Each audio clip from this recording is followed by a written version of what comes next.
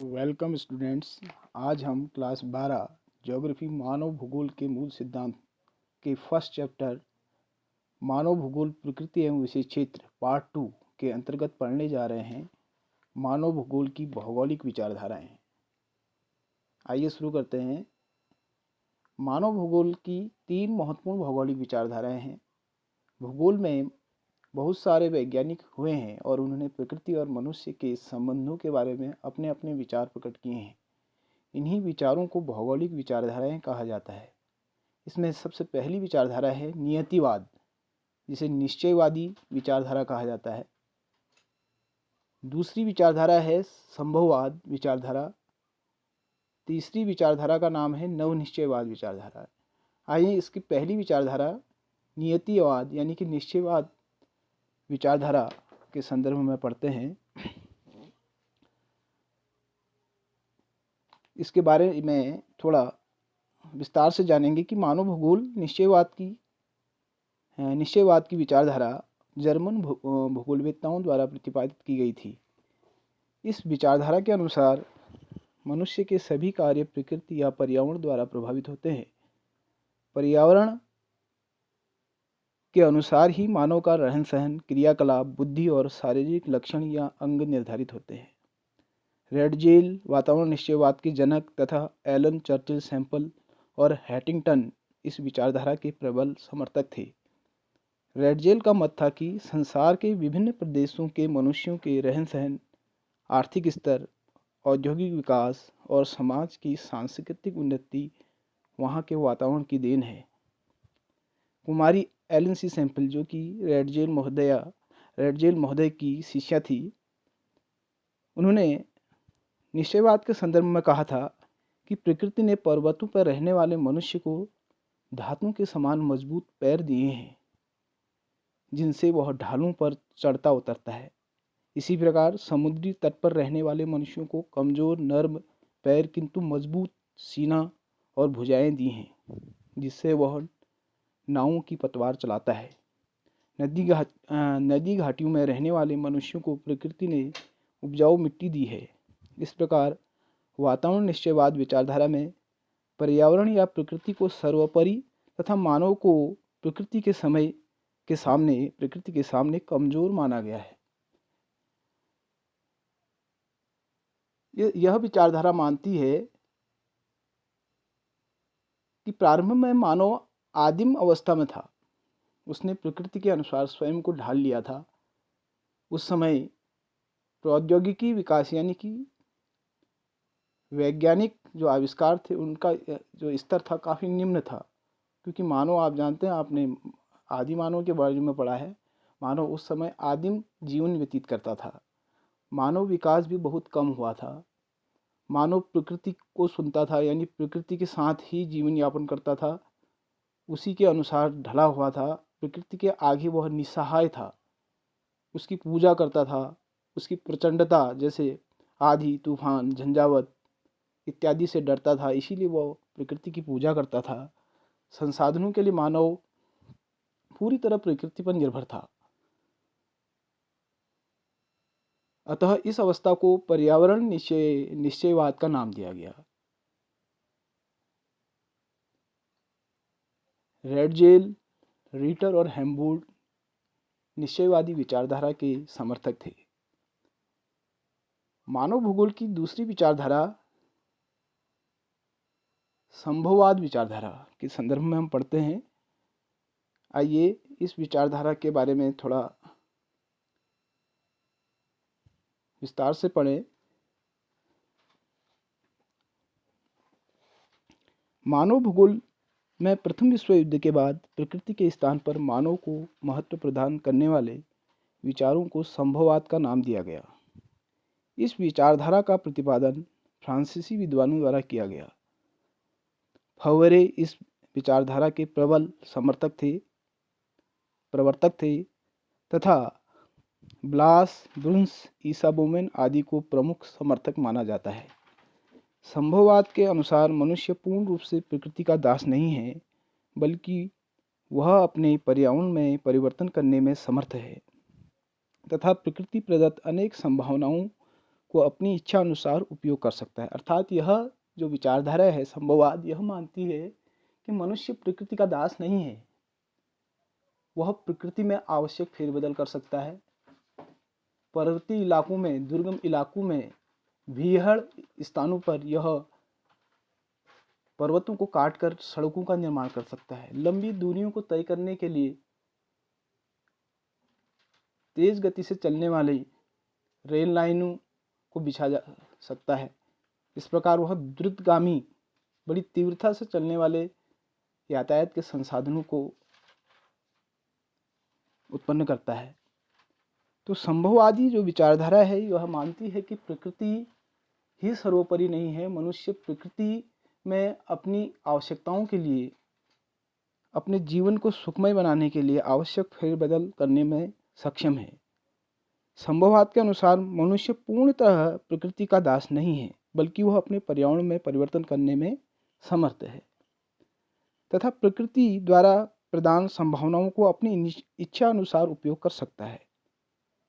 इस दृष्टिकोण से फवेरे महोदय ने इस विचारधारा को संभववाद नाम दिया।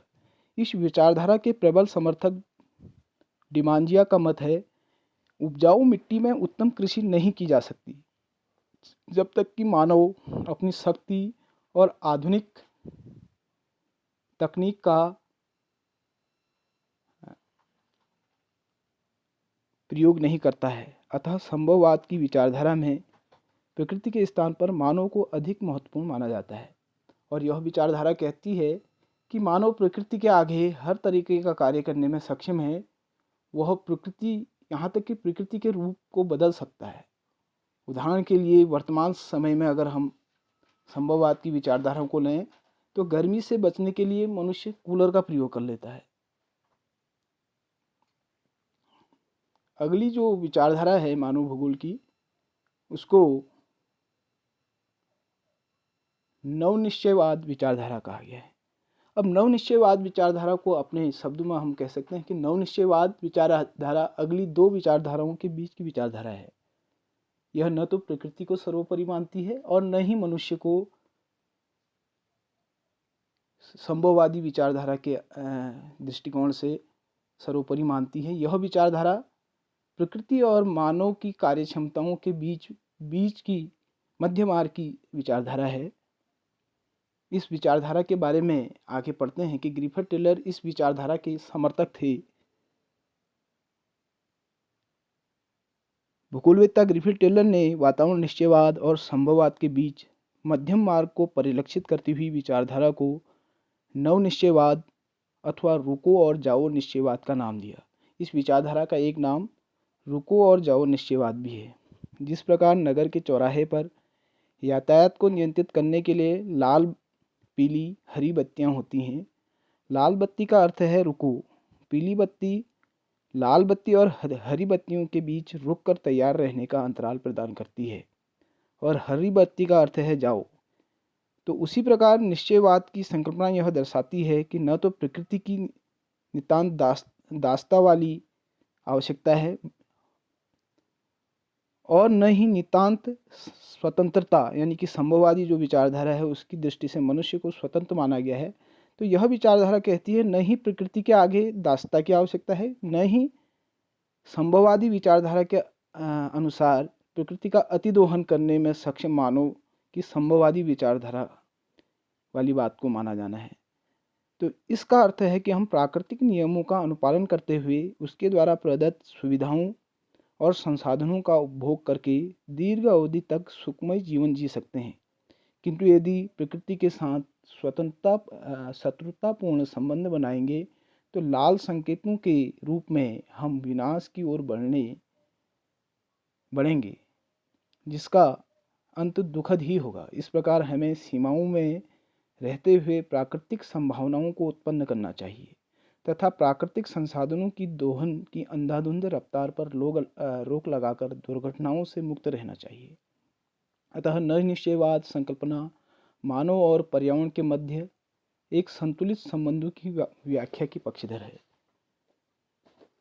नवनिश्चय विचारधारा को इसी क्रम में रुको और जाओ निश्चयवाद कहने से भी आशय यही है कि मनुष्य जिस प्रकार नगर के चौराहे पर यातायात की नियंत्रित करने के लिए लाल, पीली और हरी बत्तियां होती हैं। लाल बत्ती का अर्थ है रुको, पीली बत्ती का अर्थ है तैयार रहो और हरी बत्ती का अर्थ है जाओ। उसी प्रकार मनुष्य प्रकृति और पर्यावरण का अत्यधिक दोहन और प्रदूषण करता है तो प्रकृति आपदाओं के रूप में मनुष्य को एक तरीके से लाल बत्ती का संकेत देती है। पीली बत्ती से यहाँ आशय है कि मानव को संसाधनों को फिर से पृथ्वी में उत्पन्न होने देना है और प्रकृति को हरा भरा व संसाधनों की पुनः भरपाई करनी होगी। तभी फिर से प्रकृति को सुनियोजित उपयोग के लिए उपलब्ध रहकर प्रकृति उसके सुनियोजित उपयोग के लिए उपलब्ध रहकर हरी बत्ती का संकेत देगी। यानी कि जब हम प्रकृति में संसाधनों का अंधाधुंध दोहन न करके प्रकृति को हरा भरा बनाएंगे और उसके सभी प्रकार के जो संसाधन हैं उनको बचाए रखने का प्रयत्न करेंगे और जो संसाधन पुनः उत्पन्न किए जा सकते हैं उनका सुनियोजित उपयोग करके हम जब प्रकृति को संतुलित रखेंगे तो प्रकृति स्वयं ही हमें विभिन्न प्रकार के संसाधनों का उपयोग और उपभोग करने की सहमति का संकेत देगी, जो कि हरी बत्ती के रूप में हम इसको यहाँ पर व्याख्या कर सकते हैं कि हरी बत्ती के रूप में वह संकेत देती है। तो ग्रिफिथ टेलर इस विचारधारा के समर्थक थे। इस संकल्पना को नितांत पर्यावरणीय निश्चयवाद और न ही पूरी स्वतंत्र संभववाद की विचारधारा कह सकते हैं। मानव प्राकृतिक नियमों का पालन करके प्रकृति पर विजय प्राप्त कर सकता है। यह दो विचारी पर्यावरणीय निश्चयवाद, ये दो प्रकार के जो हमने विचार दिए थे पहले, संभववाद और निश्चयवाद, उनके बीच का रास्ता बताती है। तो इस प्रकार हम नव निश्चयवाद विचारधारा को समझ सकते हैं। Thank you. अगले चैप्टर की ओर नेक्स्ट वीडियो में दिखाएंगे आपको। Thank you.